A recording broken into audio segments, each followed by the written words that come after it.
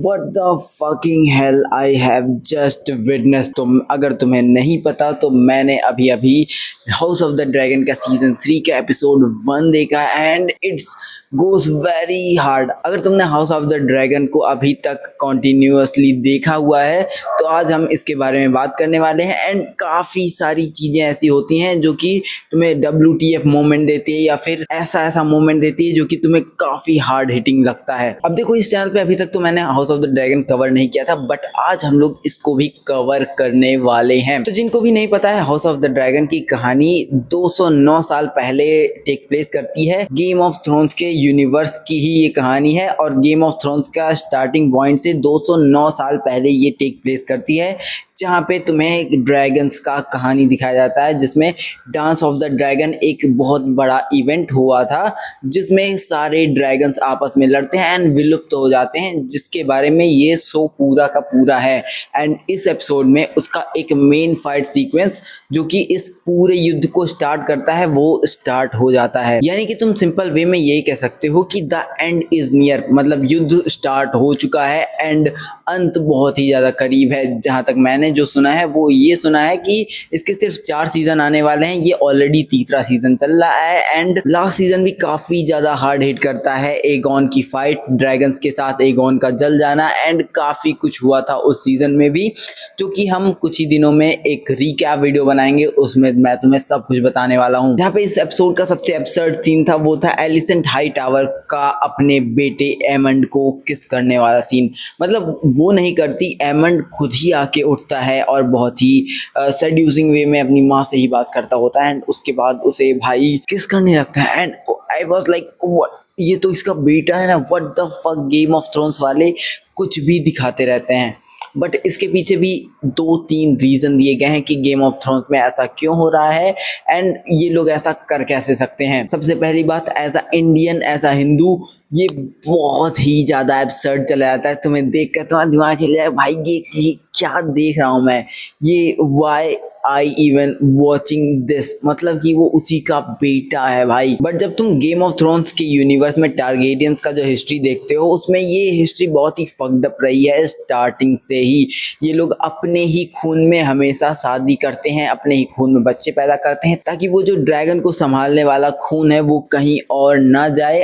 और इसी वजह से रेनेरा के ऊपर इतने सारे इल्ज़ाम लगे क्योंकि उसके बच्चे नाजायज़ थे एंड वो उसके वेलोरियन के साथ वाले बच्चे नहीं थे, जिसकी वजह से उसके ऊपर बहुत सारे इल्जाम लगे थे और इसीलिए रेनेरा के बच्चों को उसके थ्रोन से दूर करने की कोशिश की जा रही थी लगातार एंड थ्रोन के लिए लड़ाई चल रही थी। ये मेन रीजन था क्योंकि वो नाजायज बच्चे थे और ये चीज तुम्हें हाउस ऑफ ड्रैगन के ही अंदर देखने को मिल जाएगा, जो कि पहले सीजन में मैं देखकर हैरान था कि रेनेरा और डेमियन ही एक दूसरे के साथ लगे पड़े हुए, भाई चाचा भतीजी एक साथ कैसे किया, what the fuck. But at the end मुझे समझ में आ गया कि ये लोग सिर्फ और सिर्फ अपने खून को देखते हैं एंड अपने पावर को देखते हैं। जहाँ पर एमेंट जो है वो अपनी माँ को इसलिए किस करता है क्योंकि वो अब सत्ता संभाल रहा है। एगॉन अब पता नहीं कहाँ इधर उधर भटक रहा है एंड उसे कोई भी उसके बारे में जानता नहीं है और एमेंट अब पावरफुल हो चुका है एंड एमेंट शुरू से ही बहुत ही रेसिस्ट टाइप का इंसान रहता है एंड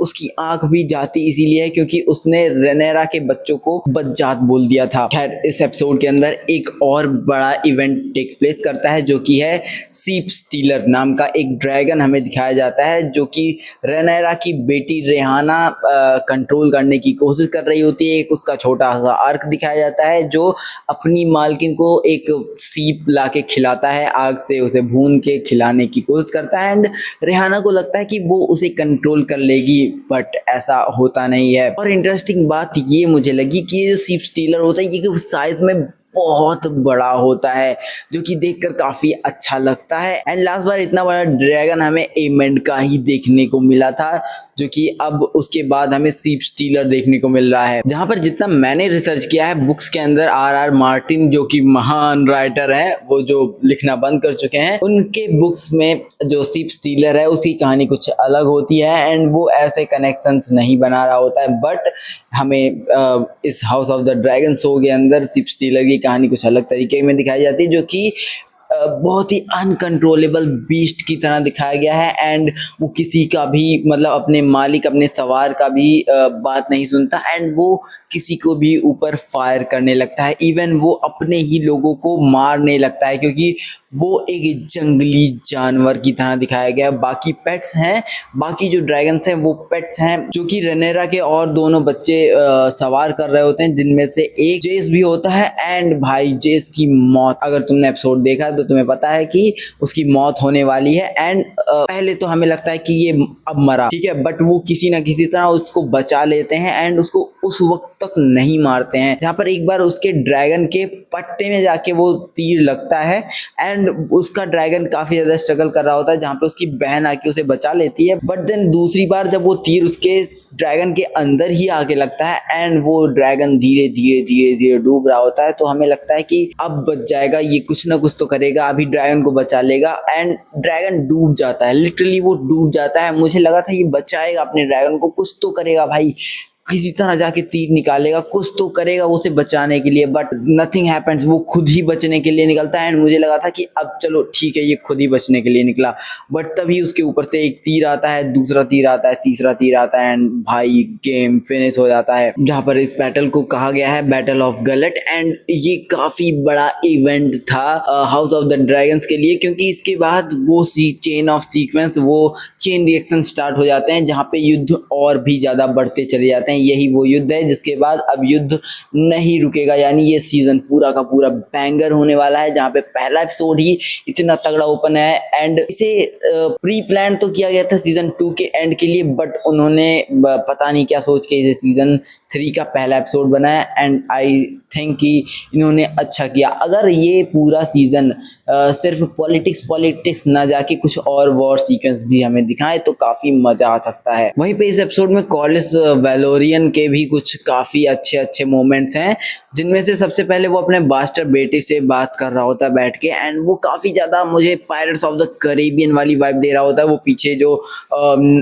शिप के अंदर वो जो कांच लगे होते हैं ना, उन्हें जब देखो तुम तो एकदम ही वो पायरेट्स ऑफ द कैरिबियन जैसे दिखते हैं। अगर तुम्हें भी ऐसा फील हुआ तो मुझे कमेंट करके जरूर बताना, मुझे तो वो फील होता है। और ये उसके बाद ये पूरा बैटल वो जहाजों पे होता है पानी के, वो भाई पूरा मुझे पायरेट्स ऑफ द कैरिबियन का फील देता है, जो कि मुझे तो काफी पसंद आया एस्थेटिकली एंड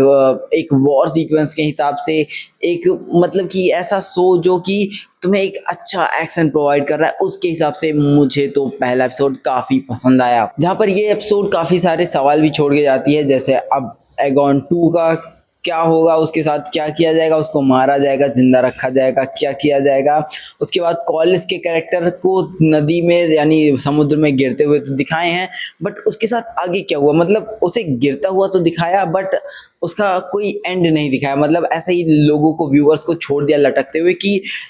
एज्यूम कर लो तुम्हें मर गया या फिर जी रहा है, तुम एज्यूम करो, नेक्स्ट एपिसोड में हम दिखाएंगे। जहां पर तुम्हें ये एपिसोड कैसा लगा, तुम्हारे लिए कैसा एक्सपीरियंस था, तुमने क्या क्या चीजें नोटिस की, तुम कमेंट करके जरूर बता सकते हो। एंड अगर तुम्हें एक डिटेल्ड वीडियो चाहिए रीकैप वाली, अगर इस चैनल पे चाहिए तुम्हें game house of the dragons का रीकैप वीडियो, तो मैं जरूर बनाऊंगा, सिर्फ तुम्हें कमेंट करने की देर है। एक कमेंट भी आएगा तो मैं डिटेल्ड रीकैप बनाने वाला हूँ। सच कहूँ तो आई नो कि it takes so much effort and मैं फ्रॉम सीजन 2 और 3 देख के भी उसे इस चैनल पे कवर नहीं कर पा रहा हूँ, but I genuinely want to cover house of the dragon 2 and मुझे हो सकता है अब एडिटर की जरूरत पड़ने वाली है। तो हाँ, अगर तुम्हें रीकैप चाहिए, इसके यूनिवर्स को समझना है, इसके कैरेक्टर्स को अच्छे से समझना है, तो सिर्फ एक कमेंट एंड लेट्स अज्यूम कि 10 लाइक्स अगर आ गए तो मैं वीडियो बना रहा हूँ इसके ऊपर एंड एक कमेंट आना ही चाहिए। आई होप कि तुम्हें ये वीडियो काफ़ी ज़्यादा पसंद आई हो। तुम्हें एब्सर्डिटी कैसी लगी इस एपिसोड की, मुझे कमेंट करके ज़रूर बताना। बाकी चलता हूँ, मिलते हैं नेक्स्ट एपिसोड में, तब तक के लिए tata bye bye and peace out.